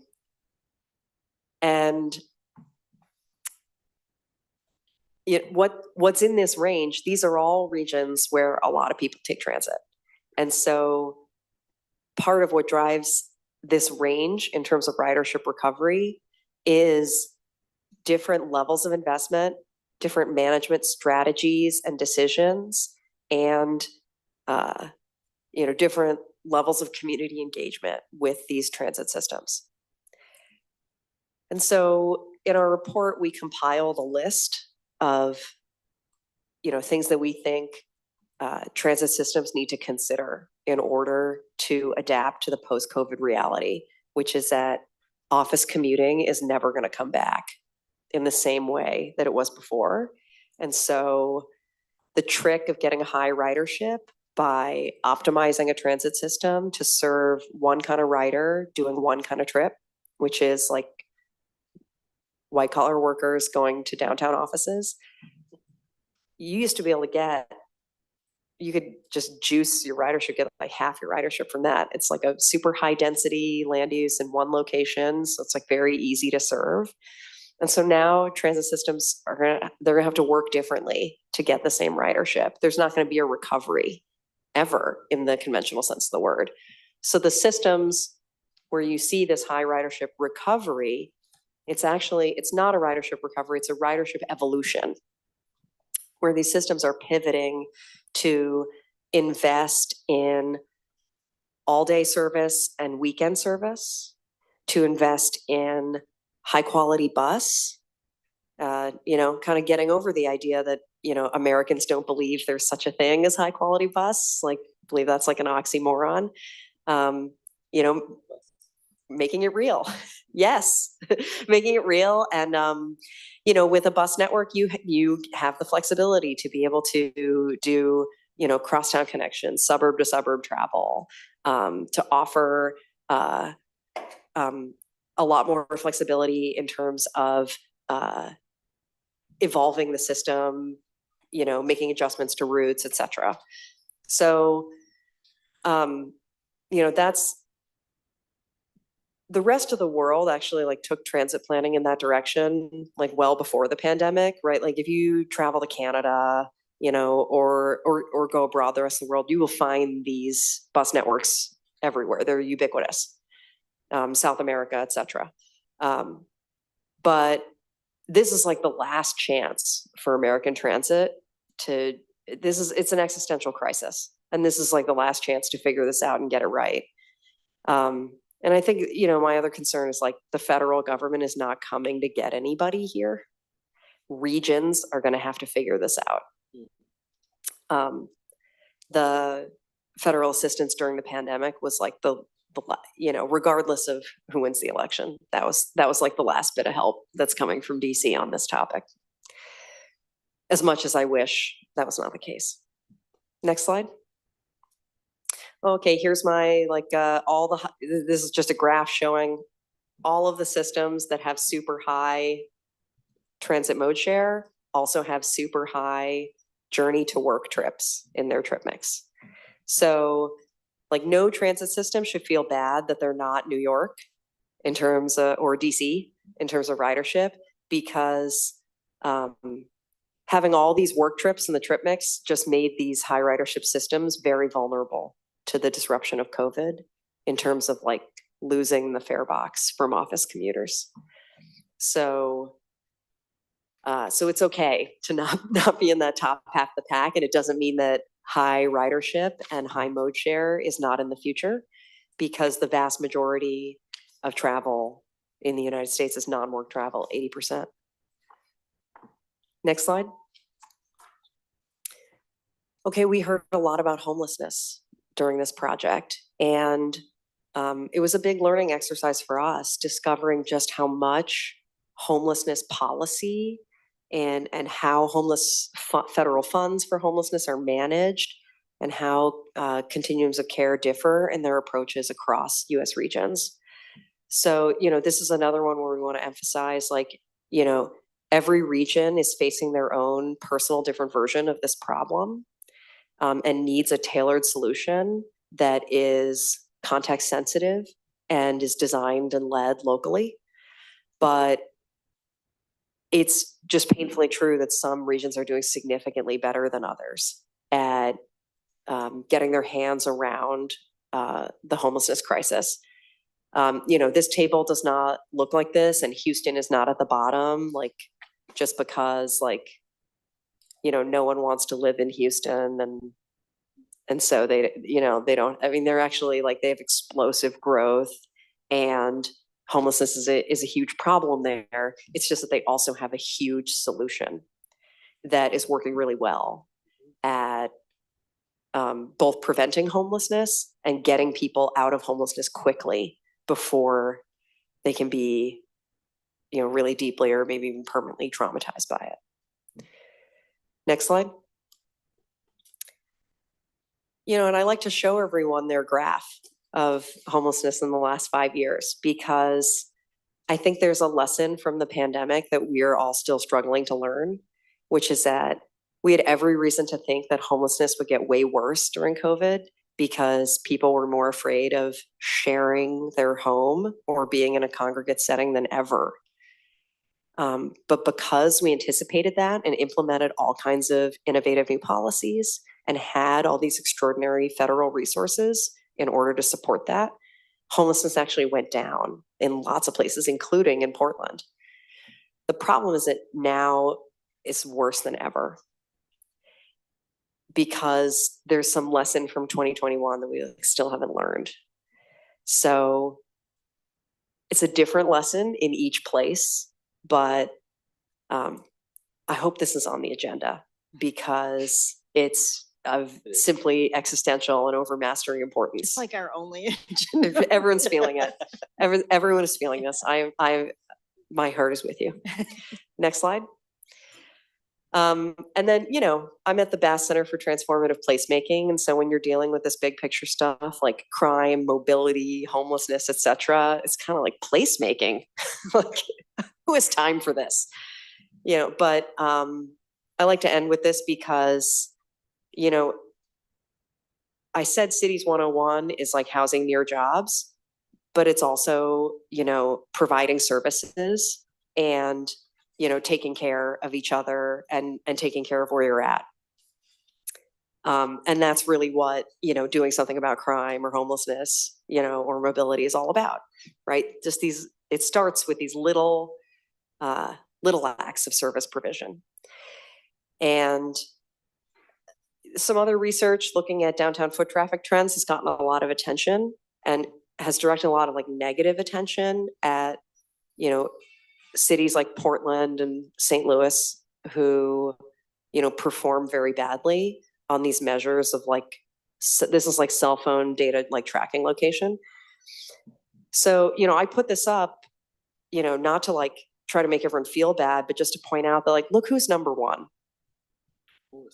Right? Like, no, I don't think anyone actually thinks Las Vegas has the #1 downtown is like the best place, right? So like, this isn't necessarily measuring like the number, you know, what Portland really needs to be like worried about or going after, right? You got to take all this stuff with a grain of salt. And so that's why I put it up. Next slide. You know, but I think what is important to note about the cell phone data is that, you know, it's not just that like it's showing these trends in like tourism and travel behavior, which is like what you might think when you see this graph. Next slide. This shows the share of visitors to each of these downtowns that are like tourists from outside the region, right? And so that explains like your Nashville and your Las Vegas. The thing I want to highlight here is Portland is like 7th from the bottom here. And you can see that the vast majority of foot traffic in downtown Portland comes from people who live somewhere in the Portland region. And so this isn't just about like getting tourists back or getting office workers to return. The big missing piece in downtown Portland is casual visitors who are Portland's neighbors somewhere else in the city or somewhere else in the region. That's who's not choosing downtown right now. It's people who it's not that long a trip for. And so getting at the kind of like placemaking basics of like why those people used to come downtown with some frequency and are now really not is super important to keeping Portland together as a region, right? This isn't just about the city versus the suburbs. It's about what does it take to keep a region together as one unit, city and suburb. I don't have all the answers. I just have this insight that it's not just about out of town tourists or the people who go to the office every day. It's like it's everyone. This is like an all of us problem that's going to require an all of us solution. Next slide. So I then, you know, have compiled here like a set of 5 slides that in kind of a breezy way summarize like what's in the report about what to do about these 5 things. And I don't know, we can flip through these just for the sake of looking at them. But I think like, you know, you guys are deeply immersed in these issues. And a PowerPoint slide is not like the level of content that you need in order to really engage on this. So like, let's flip through these next 5 just so that you can get a flavor of what's in the report. We offer like some detailed content and examples about how to do this, about how to tailor crime response, like examples of specific programs from other cities about how to do this. Next slide. We offer some specific examples of programs that cities and regions are using in order to kind of get after this idea of job consolidation, activity centers, and adaptive reuse. Next slide. We also have a specific set of recommendations about what various transit systems are doing that's getting good results in terms of adapting service planning, but also you know, responding to some of the perception issues that transit is dealing with right now. Next slide. We also have a set of examples and additional resources for how to wrap one's head around the relatively poor quality data that's often out there about homelessness and what there is evidence to support in terms of what works to address homelessness. Next slide. And then finally, we have some examples of how the cities that we were engaging with in this cohort process are trying to come up with next generation policies that get after this, trying to come out of this time of division, this like us versus them, downtown versus neighborhood, cities versus suburbs, and create new policies that are and oriented that get at everyone's desire for hyperlocal interventions that are going to really specifically address what their place is going through, but that also produce aggregate benefit for the city and region that any one place is a part of. Next slide. That might be it. So yeah, there's, this is like super high level just for the purposes of illustrating what's in the report. But thank you so much for creating some time for me to drop by and share what we've been up to. Thank you, Tracy. So good. Thank you so much, and we're just lucky to have you here. Do you want to, counselors, any? I'd like Counselor- love to hear what's on your minds and what resonated and what didn't. Yeah, Counselor Simpson. You, President Peace, I've heard you now speak like 4 times now. So like, I've never, I'm always fascinated by the things you bring up about Portland. A few things spoke to me during this presentation, one around crime, particularly in the core. And everybody here knows it. I'm always like, hey, it's crazy out east. There's stuff going on. People are getting shot. Like People are getting shot. Yeah, like an 18-person drug ring along Burnside and 122nd, 148. It's always crazy out that way. But we oftentimes, and I think it's more so community leadership that often looks at the core and say, we gotta invest. And 2020, it was very, very much like before 2020, investments weren't happening for sure. But like it really showed its face during 2020 because everybody was concerned with downtown. All the while, our young Black men were killing each other in East Portland. And I don't mean to separate the city and things like that, like you just said, but that's what we're facing. Everything you just said, you described the conditions out east that we're dealing with, that oftentimes there's a mask or, oh, we'll get to it. There's plenty of plans, East Portland in Motion, all kinds of stuff that has been in place that have never been implemented, never been acted upon, and folks suffer out that way. No connection to work, no connection to the core. You talk about visiting the core, people down out that way are not coming out here like that. So I just thank you for putting it all here in one place for our community leaders to see, like, we need to show up intentionally in those communities and invest in them. And it can't just always be about the core. I would love to learn more about Come on. these plans for East Portland. Come on, I'll take you out there. Yeah, Let's go. because I think that, right, this is the challenge that like, we live in very segregated regions that have really extreme geographic inequality, and people can't respond to what they don't know.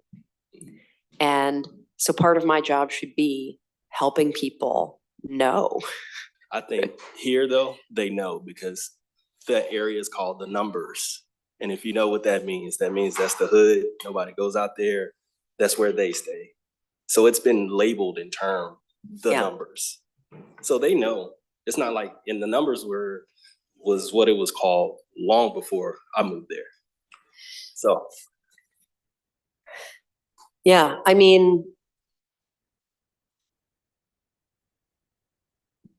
I'm curious whether you think like maybe this, like that, like lack of urgency or like ability to get to action, if not like full consensus, do you think that's part of why the Portland region like pops up as last on some of these metrics? I have lots of thoughts. I don't want to share them all right here, but I think there's a number of, because I mean, it's an area that's highly populated with low income folks, refugee and immigrants, BIPOC folks that look like myself, my colleagues, some of my colleagues here, low income families. And so, we have this term in East County, naturally occurring affordable housing, right? Mm-hmm. Like, so that's where oftentimes folks who with affordability issues filter to. And when you don't have all the things laid out, infrastructure, obviously we have high rates of pedestrian activity.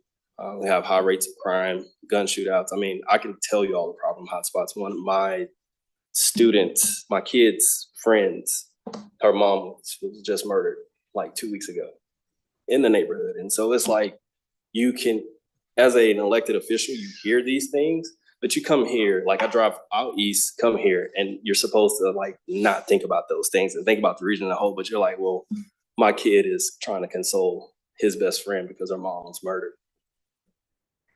Yeah, and I mean, I think also like, just like every chain is only as strong as the weakest link or whatever, like you are thinking about the region when you're thinking about what your place is going through, right? Like it has implications for the region's success, for its competitiveness, for its vibrancy. I agree with that. I'm gonna shut up because I could talk to you all day. I'm gonna let my colleagues jump in on this. Council Lewis.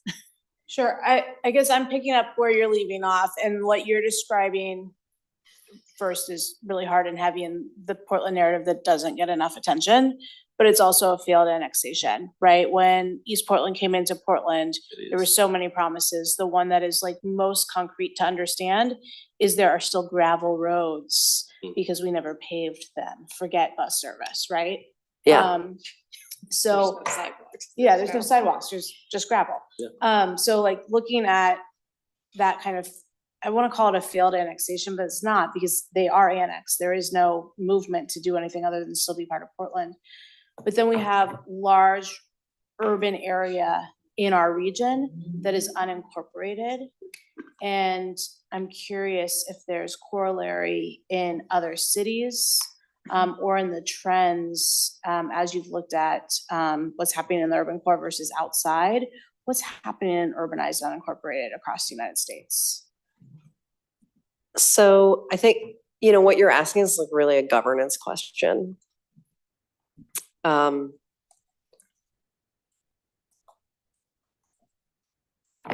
don't think that, I think if you look across regions, you won't find like a hard and fast rule, like 100% as to like whether things are going better in areas where there's been an expansion in municipal capacity, like versus others. Houston actually is like an example that people like bring up as like a place where, you know, that's annexed an absolutely, like Houston is just like enormous. It's annexed like just a huge amount of land. But if you look at, for example, like Houston's response to homelessness, it's not like it's just the city of Houston and their huge amount of annexed land. And like, and that's why they have like a coordinated, you know, single continuum of care. They are actually, the city is coordinating not just with their county, but then also like the 2 other counties that are in their metro area. They like by land area have one of the biggest continuums of care, single continuums of care in the whole country. The Denver one's pretty big too. And so it's not like Houston had to incorporate 3 counties in order to create that governance system. You can do it without like cleaning up the messiness of having multiple municipal governments or municipal governments some places and not in others. I don't think there is a like one size fits all rule around the ideal charter governance system. It's more a question of like, on regional issues, is there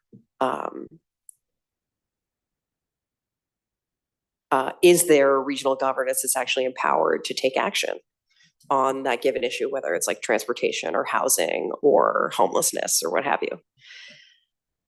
Right? Because like actually like I think Portland is like an interesting example of this, right? That like has the, you know, the charter regional government that like basically nowhere else in the United States has, and yet actually does not act as regionally on some issues as other places do, even though on paper their governance is way messier.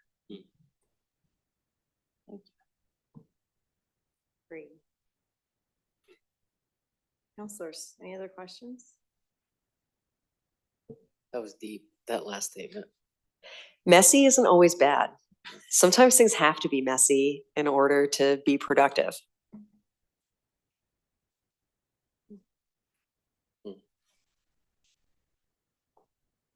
He's gonna sit on that for a while. Yeah. Counselor Rosenthal. Just a couple comments. First of all, one of the things I take away from some of the slides is that all these cities are different and unique, and you have to understand local conditions because that drives it in some cases. In some cases it doesn't, but in some cases it does. Climate, Minneapolis has different problems because it's so cold. Not many Right. people make it through the winter if you're sleeping outside. So they have to have different solutions. So I think it's hard to understand. Of course, every city has its unique characteristics and you have to take that into account. That's always very difficult. So I think that's an issue. And then things change over time. For example, East County is a real problem area in Portland right now. But 20 years ago, it was actually an area inside 82nd, further south, down in the Flavel area and the Harold Street area, which was much tougher back then, but it was still along 82nd. But it just shifts over time somewhat, depending on economics, depending on housing, depending on the government policies and so forth. So that's another one. And then my question is, you showed the murder rate increase very greatly for Chicago, but what was that comparison period? Because when I grew up back north of Chicago, Chicago was always known as a murder capital of the country. I mean, seriously, there's 1,000 murders per year. And I'm just wondering what the comparison is. I mean, I think Chicago went through a very great dip and then a slight increase. And so it looks, I think your point was sometimes the increase looks high, but it's compared to a low baseline. Yeah. So that the time period on those graphs is 2019 to 2022. Okay. So you're right. It's like a tiny window in the overall history of crime trends. Yeah. Which US crime peaked in the end of the 70s. So even if it feels like it's crazy bad right now, it's actually nothing compared to what it was like when my parents were my age. That's right. Let me just throw out a concluding kind of question. We're gonna be, by charter, we do a future vision committee to basically update our 50-year plan. This will be the second time in our history that we've done that. What would you want to see us working on? Big picture, 50 years out, what do we need to think about? Based on what you're seeing here today, but also what you're seeing in the future. Yeah, so I think that, I showed 5 things, our report has 7 things.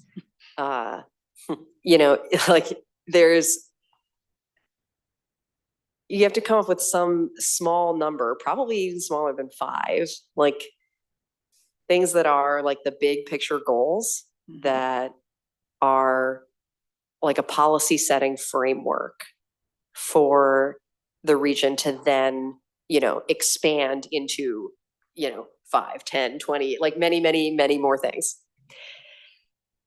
In the big picture, there's, economic issues, health and built environment, social cohesion, I think is a huge issue. And then civic governance stuff. And you need one big picture thing per bucket to get after. And I would argue that, across all 4 of those kind of categories or buckets, that the goal should be about reducing inequality as a strategy to grow aggregate regional prosperity. I don't see a way forward for the country or for any individual region without trying to get at some of the there's real the harm and the division that comes from inequality doesn't just doesn't just hurt the people who are most, of course it hurts the people who are most impacted by it, right? Like the people who are excluded. But it also like, it hurts the whole city and region. And everybody is better off when the people who are suffering the most are better off. So even adopting that as like a highest level framework, I think I don't think you can find a region that's really goal set in that way. And it would be a very different kind of policymaking exercise than the usual just like growth accommodating exercise, which like I realize is like maybe it's like super sensitive for me to bring that up right after you talked about the urban growth boundary, but it's actually like every region, right? Like including those that don't have urban growth boundaries, that like they begin their regional comprehensive planning process by being like, here's an economic and demographic forecast. Let's just like try to deal with it. Yeah, and that is the space between our 20-year plan and our 50, right? Is the 50 is here's where we're headed. And it actually changed last time the trajectory of all of our cities and counties had to change zoning, code, everything in their transportation plans based on that vision. And so the question, a lot of that underlying work is there. The question is then, what are the prioritization for implementation and these additional other things that are going on, like a housing crisis? Thank you. That was really great. Councilor Nolan, did you have a question based on that? I did. You have said very succinctly, underlying foundation for my belief system, that we all do better when everyone does better. And it is not only a divide along racial lines, but we have to acknowledge that it is deeply along racial lines. So I found it interesting that when you were explaining crime, the disparity between perception and reality, that you talked about media reporters seeing crime on the street as they walk between their condo and their office. But you didn't mention, and I wonder if you studied the impact of, since 2016, for example, the permission that certain people with big microphones gave people to surface racial divides and blatant racism, and how that impacts the difference between the reality of crime and how people perceive it.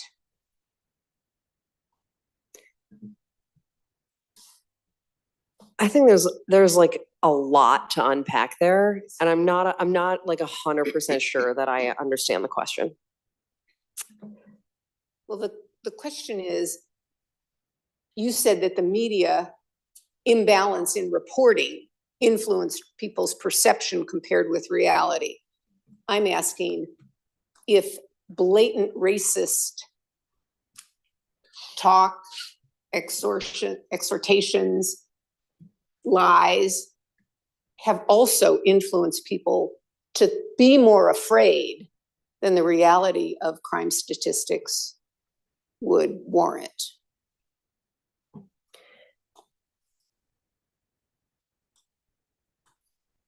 Yeah, I mean, I think that has probably happened, but that I don't know that I would point to that as like the number one explanation for why so many of our public safety policies are really dysfunctional.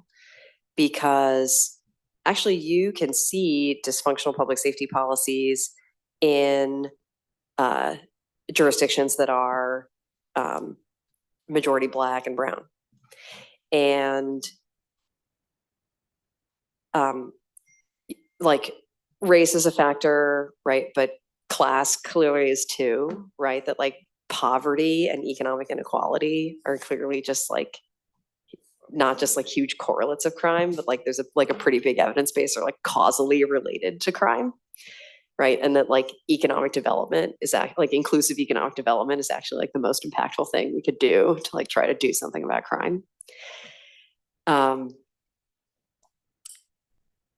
Yeah, so I think there's a lot of class stuff in there too. And then I think there's a lot of like geography stuff too. Like because violent crime in particular is like so highly concentrated in specific areas and in like a relatively small number of individuals, easy to like kind of other those people and be like, well, they're just bad for whatever reason.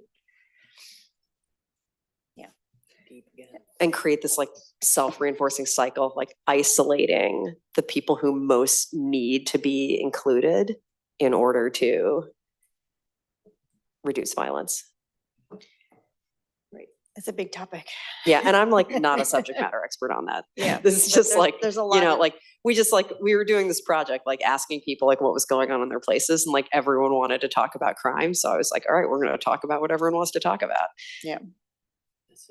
Well, it's really, really interesting, and we do need to close out because we do have an executive session coming up, but Counselor Gonzalez, Okay, yeah, sorry, I just didn't know if you were wrapping up or not. I was gonna try. I had my virtual hand raised for a while, so that's why I was. Well, Tracy, I feel like I'm like similar to Counselor Simpson. I've had the opportunity to see you present a few times, so it's like really trying to come up with a new question and like a more meaningful question than all the other ones I've asked. And I think there's like this question that I'm trying to formulate, so I'm gonna try and talk it out with you and see like where it goes. And it's this around like during your presentation you talked about like the yes and approach about like this inclusion and this like governing is hard and governing means kind of like really doing that process. And like my question is around the regions that you looked at and studied. Like what is the dogmatism of like how we get there matters versus how do we talk about what we need to do and get there? I get, like, does that make sense? Like Yeah. there's this sense, and I feel like especially on West Coast cities, that dogmatism is very strong. And I'm a West Coast guy, so I can't talk about East Coast, but what can you share around that general sense of governance and the way that we're struggling maybe as regions or as cities to do that in a different way? And I think we're experiencing major realignment. So anyway, I'll leave it there. This is just like a partial answer. So I think the biggest challenge that I've seen, or that like, I obviously like I live on the East Coast and so like spend more time there. But I have spent a fair amount of time like traveling out to the West Coast, like in part because Seattle was like one of the study areas for this project, but just also this is my third trip to Portland in 2 years. Like I've been, you know, like trying to get more exposure to like what's happening out West. And I think one thing that's been really striking is the level of distrust between the private sector and other sectors, public, society at large. That is more extreme on the West Coast than in other places, is just like my general sense. And, you know, that is really a challenge because if you look at the places that are making really big progress on issues like, for example, like investing in transit and homelessness, I think there's a desire for many people to see like different leadership from the federal government and for them to like provide new resources and frameworks and like help everyone fix this. I'm like, that's not happening. And the regions that are making progress on this, it's because the business community is like co-owning the problem and like not just helping resource, but also like helping lead on getting everyone bought in on the solution. You can't have that if you don't trust your own business community. And this is not to say that there aren't good reasons why people don't trust the business community. And maybe there isn't one business community. It's like that could be a part of the challenge too. Creating